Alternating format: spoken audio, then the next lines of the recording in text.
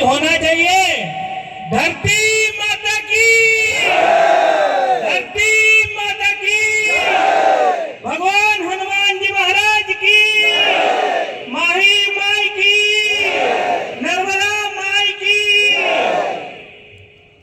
बंधु, ये जो आवाज है ये केवल अलीराजपुर की नहीं है, तो पूरी दुनिया को हिलाने वाली आवाज है। पूरी दुनिया आज सुनेगी कि ये भारत उठ खड़ा हुआ है, भारत जाग गया है। भारत अब केवल जाग ही नहीं गया है, भारत अब दौड़ लगाने लगा है। इसलिए बंधु, ये अपना भारत देश है। इधर महाराज जी ने कहा, आगे आने वाले पहले वाले वक्ताओं ने कहा कि ये भारत ये दुनिया को अब दिखाएगा कि चलना कैसे है, जाना किधर है। इसलिए भारत की एक आवाज है। इस भारत की आवाज में हमारा अलीराजपुर जिला भी कहीं से कहीं कम नहीं है। आज का ये विशाल धरना प्रदर्शन ये भारत की आवाज के साथ में अलीराजपुर जिले की आवाज भी गूंजायमान होगी। पहले वाले वक्ताओं ने कहा कि एक है तो सेफ है। बंधु, हम एक हैं, एक रहेंगे और आने वाले भविष्य को गौरवशाली इतिहास में बदल देंगे। इसलिए हम सब लोग एक हैं, एक रहेंगे, कभी नहीं बटेंगे और भारत को दुनिया का शक्तिशाली देश बनाएंगे।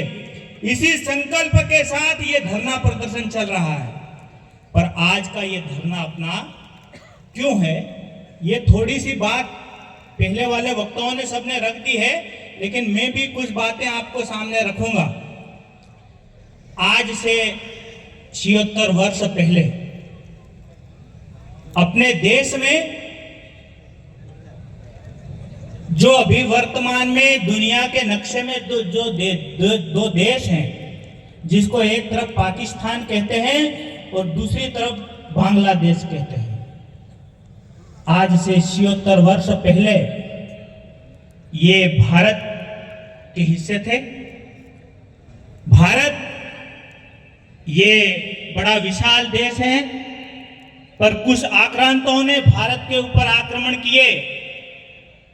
जिस भाग में हिंदू समाज कमजोर हुआ, जहां का हिंदू समाज बिखरा, वहां आताताई लोगों ने, विधर्मी ताकतों ने उस देश को, उस भूभाग को कब्जा करना शुरू किया।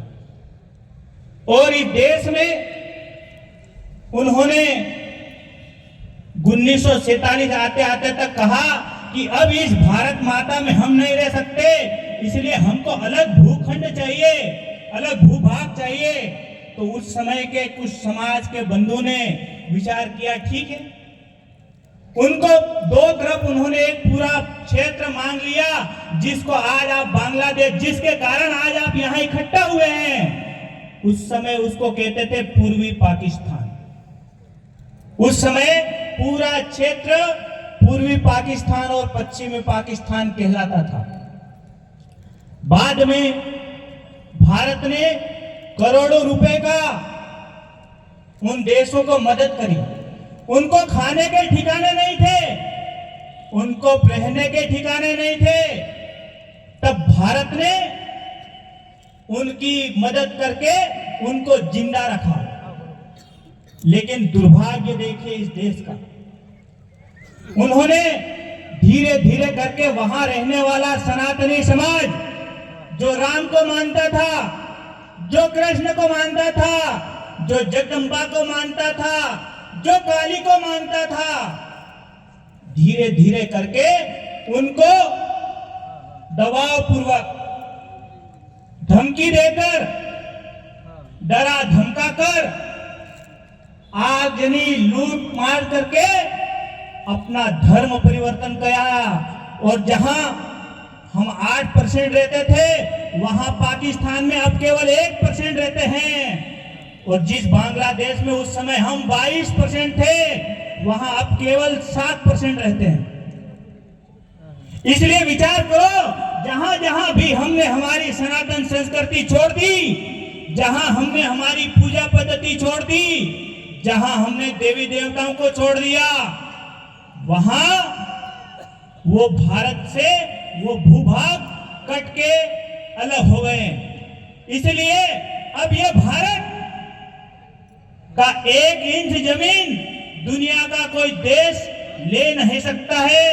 इतनी तैयारी हमारी चाहिए, और वो तैयारी हमारी लगभग भारत की सेना लगातार कर रही है। लेकिन देश की आंतरिक व्यवस्था ये किन के हाथों में है? हम सब शांति प्रिय लोग हैं। अपना हिंदू समाज रोज मंदिरों में जय घोष लगाता है सुबह शाम, सर्वे भवन्तु सुखिनः, सर्वे सन्तु निरामया, सर्वे भद्राणि पश्यन्तु, मां कच्चित दुख भाग भवेत्। इन्हें सभी सुखी हो, सभी का कल्याण हो, कोई भी दुखी ना हो। और विश्व की कामना, कल्याण की कामना लेकर हम मंदिरों में रोज आरती करते हैं, रोज जय घोष लगाते हैं, और हम विश्व के कल्याण की कामना करते हैं।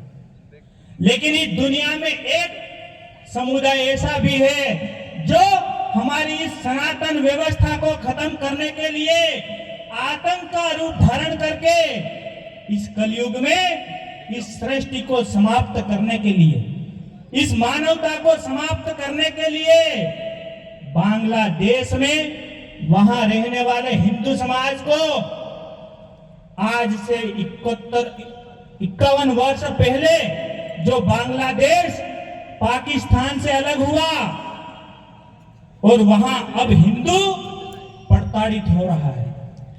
हिंदू समाज ये दुखी हो गया है। हिंदू समाज की कई घटनाएं, और केवल हिंदू नहीं, उस देश में जितने भी अल्पसंख्यक रहते हैं, सिख समाज, ईसाई समाज, वो सब वहां प्रताड़ित है। इंसानियत वहां खत्म हो गई है। इसलिए अब हिंदू समाज को वहां टारगेट किया जा रहा है, यानी उनको लक्षित किया जा रहा है, और उनको एक तरफ से खत्म करने के लिए कैसा षड्यंत्र किया जा रहा है। ये हमारे आगे वाले वक्ताओं ने बताया कि एक आंदोलन शुरू हुआ, वो विद्यार्थियों का आंदोलन था, वहां बांग्लादेश में आरक्षण को लेकर शुरू हुआ था। लेकिन वो आंदोलन हिंदू समाज को मारने काटने और हिंदू समाज के मकानों को, हिंदू समाज की संपत्ति को आग लगाने तक पहुंच गया। सबसे पहले वहां की प्रधानमंत्री शेख हसीना को भगाया गया। उन्होंने जैसे तैसे सुरक्षित वहां से निकली।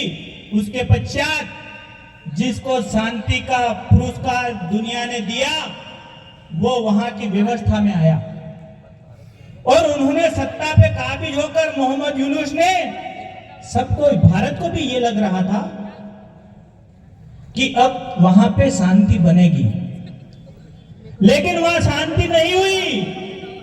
वहां के आतंकवादियों ने, वहां के विधर्मी ताकतों ने हिंदू समाज को टारगेट किया, और कितनी घटनाएं, अभी 2-3 घटनाएं आपके सामने आई हैं। बंधु, मैं कहता हूं मई महीने से लगाकर अभी तक हजारों घटनाएं वहां हुई है। उसमें से कुछ घटनाएं आपके सामने मैं रखता हूं। एक कॉलेज है, विश्वविद्यालय, वहां की एक कॉलेज में पढ़ने वाली छात्रा का अपहरण किया जाता है। उसको जबरन मुसलमान बनाने के लिए दबाव बनाया जाता है, और जब उनके घर वाले वहां रिपोर्ट दर्ज करवाने जाते हैं तो उनको डरा धमकाए कर घर भगा दिया जाता है, और उस बहन को जबरदस्ती मुसलमान बनाकर और वीडियो वायरल करवाया जाता है। वो डरी हुई, सहमी हुई, आंसू गिराती हुई, और कहती है कि मैंने स्वेच्छा से धर्म बदला है। कितना डराया गया, कितना उसको धमकाया गया। क्या ये इंसानियत है? इसका विचार हमको करना पड़ेगा। और जो कॉलेज में पढ़ाने वाला प्रोफेसर है, दूसरी घटना बता रहा हूं, कॉलेज में पढ़ाने वाला प्रोफेसर ट्यूशन के नाम पर एक हिंदू बहन को अपने घर में बुलाता है, वहां बलात्कार करता है, उसका शोषण करता है और फिर जान से मारने की धमकी भी देता है। ऐसा प्रताड़ित करने की ये घटनाएं मई 2024 से लगातार चल रही है। हमारे पुरुष ही नहीं, माताओं, बहनों और बच्चों पे भी अत्याचार हो रहा है बांग्लादेश के अंदर। वहां की आतंकवादी घटनाएं हिंदू समाज को प्रताड़ित कर रही है। और अभी अपन ने अक्टूबर महीने में अपन अलीराजपुर में भी देखिए, अपन ने गणेश जी बिठाए। जिस प्रकार से बांग्लादेश में रहने वाला 7% हिंदू, उन्होंने भी गणेश जी बिठाए थे। कई पांडालों को आग के हवाले कर दिया, मूर्तियां पांडालों में से निकालकर रोडों पर फेंक दी गई, उनको तोड़ा गया। ये गणेश उत्सव के दिनों में जब पूरा भारत का सनातनी समाज गर्व के साथ गणेश उत्सव मना रहा था, तब बांग्लादेश का हिंदू आंखों में आंसू लिए हुए पांडालों में रो रहा था। ये विचार करने की जरूरत है। उस समय नवरात्रि के दिनों में पांडालों में नव दुर्गा की प्रतिमाएं तोड़ दी गई। जैसे अपने इधर मां काली का और पावागढ़ वाली की आराधना होती है। 52 शक्तिपीठों में से एक शक्तिपीठ जैसे मां काली का है, ऐसे द्रोसुरी माई बंगाल में एक शक्तिपीठ 52 में से एक वहां भी है। उस मंदिर के मुख्य द्वार को तोड़कर फेंक दिया गया, वहां आगजनी की गई, वहां तोड़फोड़ की गई। और इतना ही नहीं, वहां पे धन दौलत हिंदू समाज द्वारा दान किया हुआ था, वो पूरा लूट ले गया। वहां का आतंकवादी जो समुदाय है, जो इस दुनिया को आतंक के साये में जीने को मजबूर करते हैं, उन लोगों ने बांग्लादेश से शुरुआत करी है। और वो हमारे देवी देवताओं को, हमारे महापुरुषों को, और दुर्भाग्य देखे, जब 1971 में बांग्लादेश बना था, उस समय भारत ने मदद करी थी और 90,000 से ज्यादा पाकिस्तान के सैनिकों को बंदी बना लिया था। उसको खड़ा होने के लिए भारत ने मदद करी थी। और भारत ने वहां पे ज्ञान का प्रकाश देने के लिए इंदिरा गांधी ने, उस समय अपने भारत की प्रधानमंत्री थे वो, इसलिए उन्होंने एक बड़ा पुस्तकालय बनाया था। आज वर्तमान में 21,000 से ज्यादा पुस्तकें उस पुस्तकालय में रखी थी कि बांग्लादेश के लोग पढ़ेंगे, ज्ञान अर्जन करेंगे। उस पुस्तकालय को भी उन्होंने अगस्त महीने में आग के हवाले कर दिया। वो पुस्तकालय जला के खत्म कर दिया। जो इंसानियत की भाषा नहीं समझते, जो ज्ञान की भाषा नहीं समझते, वो क्या पुस्तकें पढ़ेंगे बताइए। आप उनसे पुस्तक पढ़ने की उम्मीद कर रहे हैं, क्या वो पुस्तक पढ़ेगा? क्या वो ज्ञान प्राप्त करेगा? उनसे इंसानियत नहीं है। बांग्लादेश, ये उसको समझ में नहीं आया। उन्होंने जिस प्रकार की शुरुआत करी है, हिंदू समाज को प्रताड़ित करने का काम किया है। इसलिए आज ये अपना धरना प्रदर्शन, ये केवल एक छोटा सा धरना प्रदर्शन नहीं है, ये संयुक्त राष्ट्र संघ को बांग्लादेश के ऊपर दबाव बनाकर इंसानियत स्थापित करने का धरना है। इसलिए बंधु, हम अलीराजपुर के हजारों बंधु, माताएं, बहनें, बच्चे सब आह्वान करते हैं कि भारत सरकार जल्दी से जल्दी बांग्लादेश के ऊपर दबाव बनाकर विदेश नीति के अनुसार, कूटनीति के अनुसार जो भी दबाव बनाना हो, जल्दी से जल्दी दबाव बनाकर वहां रहने वाले प्रत्येक हिंदू समाज को सुरक्षित करने का काम करे।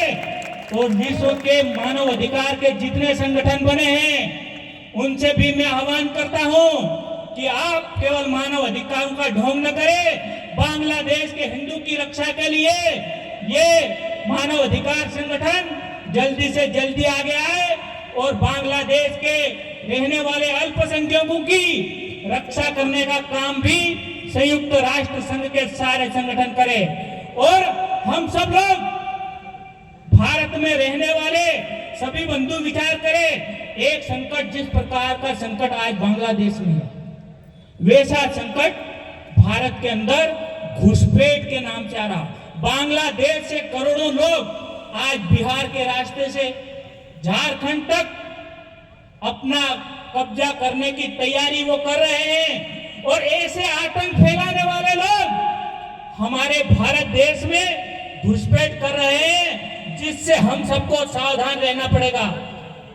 आगे वक्ता ने कहा था कि अलीराजपुर क्षेत्र में भी जो आतंकी घटनाएं करेगी, समाज को तोड़ने का काम करेगा, हमारे रीति रिवाज परंपराओं को तोड़ने का काम करेगा, तो ऐसी बांग्लादेश वाली सोच को भारत में पनपने नहीं देंगे। इसी संकट को अभी से हमको सावधान रह के बांग्लादेश के हिंदुओं के साथ में, ये धरना किसी के विरोध में नहीं है, ये धरना बांग्लादेश के विरोध में है, आतंकवादी शक्तियों के विरोध में है।